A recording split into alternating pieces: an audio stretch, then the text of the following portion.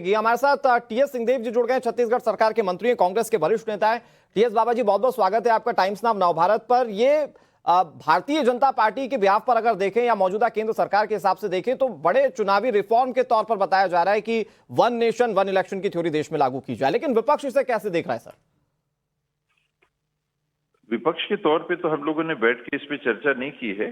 एक पार्टी के तौर पे भी मैं किसी चर्चा में अब शामिल नहीं हो पाया हूं जी।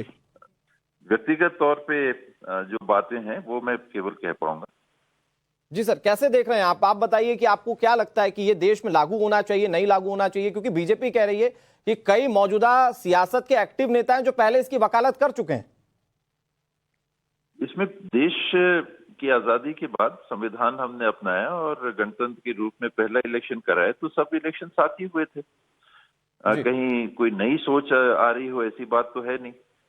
समय के साथ में जब हमने देखा कि 5 साल पूरे होने के पहले सरकारें गिर जाती हैं और अगली सरकारें आके 5 साल के लिए काम करती हैं, तब ये व्यवस्था टूटी कि एक साथ इलेक्शन राज्यों के और केंद्र की सरकार बनाने के लिए नहीं हो पा रहे हैं।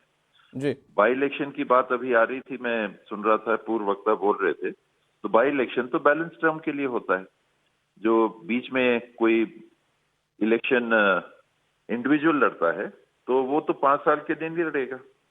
मेंबर ऑफ पार्लियामेंट या एमएलए बनेंगे तो वो तो बैलेंस पीरियड के लिए बनते हैं। तो वही है कि अगर सरकारें गिरेंगी, जैसे किसी विधायक या किसी सांसद की जगह बदली उनके त्याग पत्र से या मृत्यु इत्यादि से, तो क्या स्थिति बनती है? तो बैलेंस पीरियड के लिए बनते हैं। पंचायती राज नगरीय निकाय में क्या होता है? बैलेंस पीरियड के लिए होता है। तो संविधान में अगर आप परिवर्तन ला सकते हैं और लाते हैं तो फिर वो व्यवस्था लागू हो जाएगी। लेकिन सर, इसमें एक बहुत बड़ा पहलू तो ये जोड़ा जा रहा है कि वन नेशन वन इलेक्शन से जो अभी खर्चे होते हैं, जो बहुत बड़े पैमाने पर खर्चे होते हैं चुनाव को लेकर, वो कम हो जाएंगे। एक तर्क खर्चे का है, दूसरा तर्क व्यवस्था का है कि हम इतने पोलिंग बूथ एक साथ मैन कर पाएंगे कि नहीं। जहां तक कर्मचारी या अधिकारी जो पोलिंग बूथ देखते हैं उसमें फर्क नहीं पड़ेगा। सिक्योरिटी के लिए हमारी कैसी व्यवस्था है उसको देखना पड़ेगा।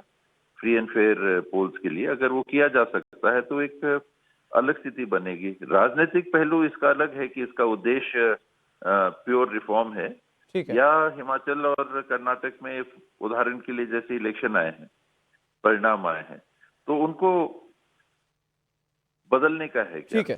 हालांकि 2-1 साल पहले उत्तर प्रदेश के भी हुए, तो जहां जहां इलेक्शन हाल में हुए वहां फिर से उन राज्यों को इलेक्शन में जाना पड़ेगा। ये तात्कालिक एक चिंतन की बात है। हालांकि सर, इसमें जो मौजूदा सरकार की ओर से कमेटी गठित की गई है उसमें यही कहा गया है कि इसके प्रोज और कॉन्स पहले देख लिए जाएं, क्या नफा और क्या नुकसान होंगे, और उसके बाद इसे इंप्लीमेंट करने की बात कही जा रही है। बहुत शुक्रिया सर आपका हमारे साथ जुड़ने के लिए और तमाम बातचीत करने के लिए। इस बड़ी खबर पर टाइम्स नाउ नवभारत की नजर बनी हुई है। रुक रहे हैं बहुत छोटे से ब्रेक के लिए। ब्रेक के इस पार भी खबरें जारी।